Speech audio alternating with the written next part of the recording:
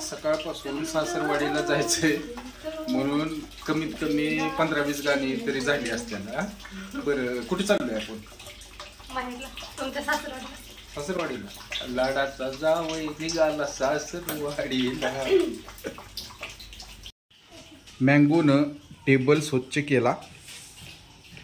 दिवसाची सुरुवात एवढी छान झाली, एवढी सगळी स्वच्छता आणि निर्मळ बघून खूप भारी वाटतं. बाहेरच्या पॅन्टी दिसतात पण ती घर आहे म्हणलं असणारच तेवढं फार. हां अगं फोटो चालला नाही ग, जरा परत फोटो चालला नाही. मी बट हां ओके हां चल.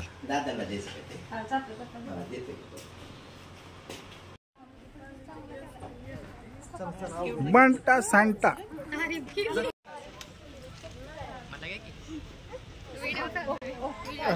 व्हिडिओ चालू आहे का? मस्तपैकी सासरवाडीला जाण्यासाठी रामपियारीला तयार करायचं. आता ह्याच्यात बसायचं आणि निघायचं.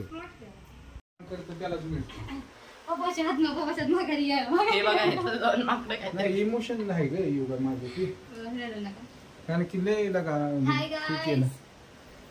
हाय नमस्ते सारंगे, लव यू गाइस. सकाळपासून एवढं खुश आहे का नाही मम्मी पप्पाकडे जायचं म्हणून, काय त्याचं लिमिटच नाही. आता आमची सगळ्यांची तयारी झाली, दीदी तयार झाली, अंशू तयार झालाय आणि आता आम्ही निघालोय हमारे राम प्यारे के साथ. ठीक आहे, तर निघालो आम्ही सासरवाडीला. मॅडम इथं बसलेले आहेत, जरा थोडेशा रुसलेले आहेत.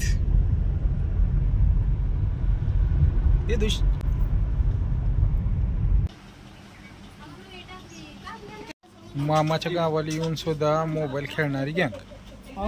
सासरवाडीतलं उत्तम असं जेवण, वांबेचा रस्सा, ह्याचा फ्राय आणि 2 जावा.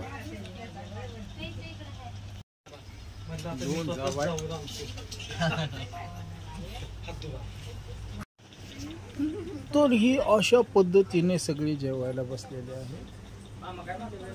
प्रत्येकाच्या ताटात वेगवेगळ्या व्हरायटी, ज्याला चिकन, ज्याला मासे, सगळं.